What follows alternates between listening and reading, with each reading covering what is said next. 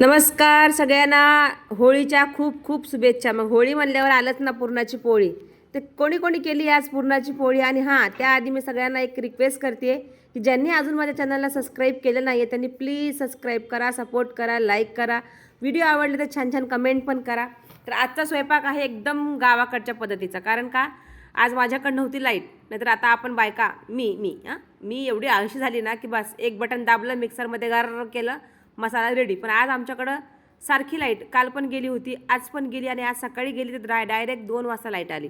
मग तोपर्यंत स्वयंपाक करायचा काही थांबणार नाही. मग मी मस्त माझ्याकडं पाटा आहे, सगळे ऑप्शन आहे आपल्याकडं.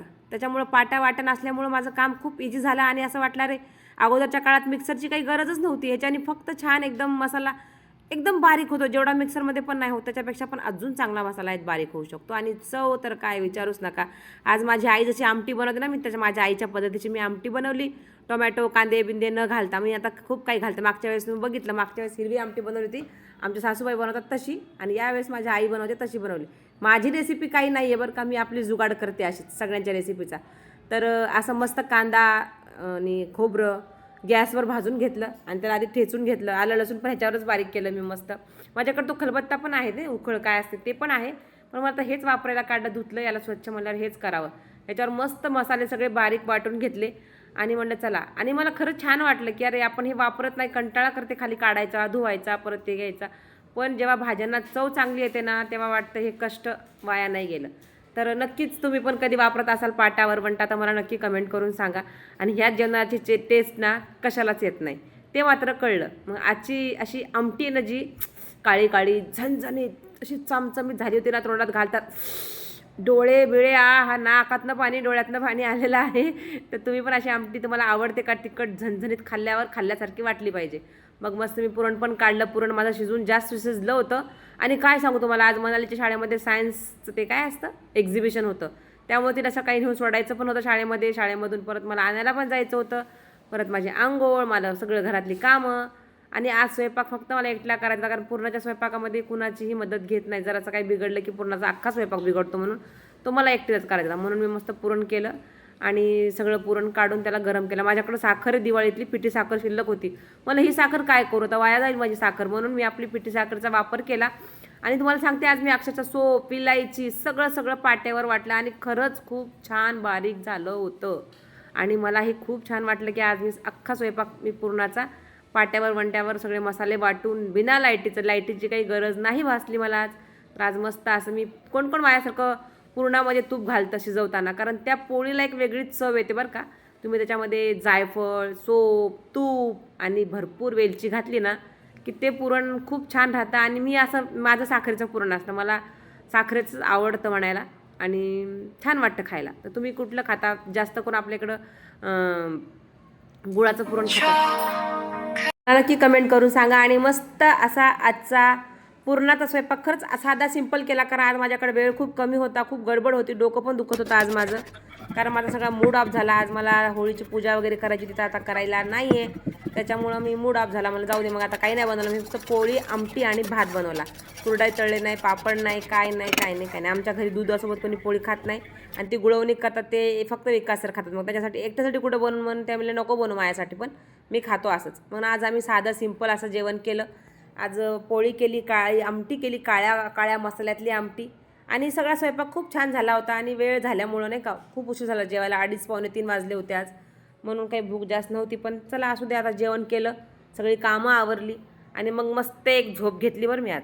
आणि आज संध्याकाळी जेव्हा मी गेले होते बाहेर सगळा स्वयंपाक झाल्यानंतर, तेव्हा तुम्हाला मी काही गोष्टी शेअर करणार आहे. कारण लहानपणी कुणाला आठवल्या की लहानपणीच्या आठवणी, की आपण जायचो. मी आणि विकास सर बसलो होतो, आम्ही म्हणत बसलो होतो, अरे आता होळी येऊन वाटतच नाही होळी आहे की नाही. आता अगोदरची होळी कसं महिन्याच्या आधीपासून वाटायची, कारण ते आता तुम्हाला माहीत नाही, तुम्ही ते शेणाच्या चकोल्या वगैरे बनवल्यात का नाही. आमच्या तिकडं नांदेडला शेणाच्या चकोल्या बनायचो आम्ही, सगळ्या गल्लीतल्या आमच्या सगळ्या मुली मिळून शेण गोळा करून आणायचो, आणि त्याच्यापासून ते हातामध्ये असे वेगवेगळ्या आकाराचे गौऱ्या बनवायचो आम्ही. आणि ते मोठं एक नारळ, त्याचे 2 दिवे घेऊन त्याच्यामध्ये पैसे घालायचो, आणि वरून त्या दिव्यांना नारळ चोपायचो, शेण चोपायचो, आणि ते नारळ वाळवायचो.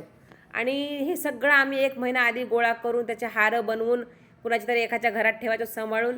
आणि ज्या दिवशी होळी येणार आहे त्या दिवशी आमची उत्सुकता विचारूच नका. सकाळी उठल्यापासून तर संध्याकाळी होळी जळेपर्यंत कधी होळी लागणार आहे, कधी पेटणार आहेत, कधी बघणार. पण आताच्या मुलांना ह्याचं काही असं नाही का कौतुकच नाही आहे, उत्साहच नाही आहे. हा रंग खेळायला मुलं आहेत, पण अगोदर आमच्याकडे होळी म्हणजे आजची जी होळी आहे ना त्या दिवशीची खूप वेगळी मजा असायची आणि पुरणपोळी खाण्यासाठी. पण आता खाण्यापिण्याचं पण राहिलं नाही, कारण आपल्या घरात हे रोजच बनतं. अगोदरच्या काळामध्ये फक्त सणावारालाच हे सगळं बनायचं.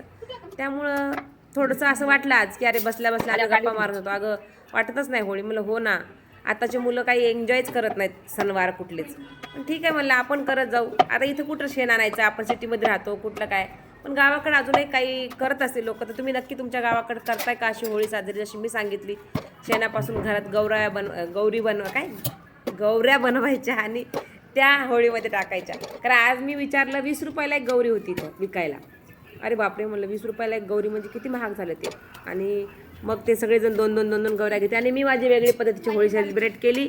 मी आज खूप साऱ्या आमच्या इकडच्या सगळ्या डॉग्सला मस्त चपात्या केल्या भरपूर आणि त्याच्यामध्ये अंडी उकडून टाकली आणि त्यांना सगळ्यांना खाऊ घातली. माझी होळी आज मी अशा पद्धतीने सेलिब्रेट केली. मी त्यांना सगळ्यांना खाऊ घातलं, पाणी पाजलं सगळ्यांना. असंही रोजच करते, पण थोडंसं आजचं स्पेशल जेवण त्यांना दिलं मी. ते आमच्या इथले सगळे चपाती खात नाहीत, म्हणलं ट्राय करू. तरी पण दोघांनी नाही खाल्ली. तर मी असं केलं आज. तर मला छान वाटलं आणि माझ्या मनाला खूप समाधान मिळालं. हे काय मी चपात्या त्याच्यासाठीच करते. अगोदर पोळ्या केल्या आणि मग मी 2-3 चपात्या पण केल्या. तर अशा पद्धतीचा आज माझ्या होळीचा स्वयंपाक पण झाला 2:30 वाजेपर्यंत. आणि मग 2:30ला स्वयंपाक करून आमच्या गप्पा टप्पा करत आज पाणी पण कमी पिणं झालं. काल लाईव्ह पण नाही घेतली, त्याच्यामुळं म्हणलं चला आता उद्याचा बेत वेगळा असणार आहे माझा. तर उद्याही माझं चाललं नॉनव्हेज नको आहे, कारण आमच्या घरात नॉनव्हेज प्रेमी आहेत सगळे. पण मला एवढं नाही नॉनव्हेज आवडत आणि मी अगोदर पण खात नव्हते. मध्ये मी सोडलं होतं, कारण मला परत ते बीटीओचा त्रास झाल्यामुळं खावं लागतं आहे आता मजबुरीमध्ये.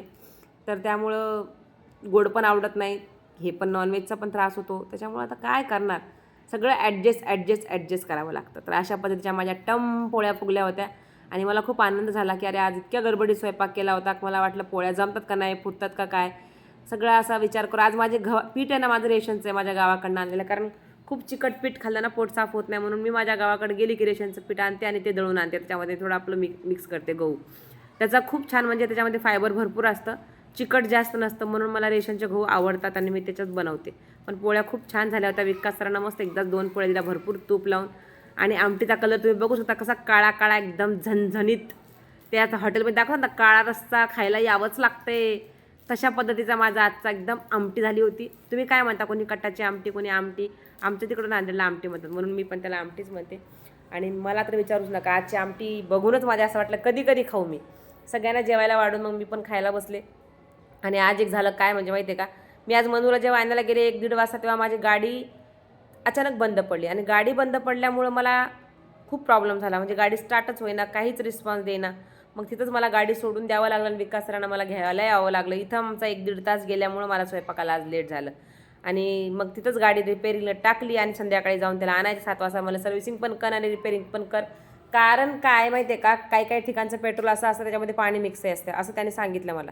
ते एका ठिकाणचं पेट्रोल टाकते मी नेहमी, कधीतरी चुकून टाकलं. तर यावेळेस मी भरपूर वेळा टाकलं, हे लक्षात आलं माझ्या. म्हणून मला चला आता नाही पेट्रोल टाकायचं कुठलंही, एकाच ठिकाणचं ठेवायचं. तर आज मला गाडीला खूप खर्च आला आणि त्याच्यात माझी धावपळ पण झाली, माझा खूप वेळ पण वाया गेला. असो होत राहते असं कधी ना कधी, आपण शिकतो प्रत्येक गोष्टीतनं. काय तिखट झाली त्या आमटीनं काय सांगूच नाही, पण आमटी जरी तिखट असली तर असं वाटलं खाल्ल्यासारखं. आज मला कॅमेरा धरायला सुद्धा असं नाही का सुचत नव्हतं, कंटाळा आला होता खूप जास्त. बघा आम्ही माझे तर बघा आमचा खालचा आहे सुंदराबाई. जसं खाली गेला ना की पायामध्ये लुडबुड, ते खायला घरात येत नाही अजिबात, पण खाली खायला पाहिजे. ती आता तिची मला काळजी पडली, लेकरू संध्याकाळी 7-7:30ला आली होती, तिला भूक लागली.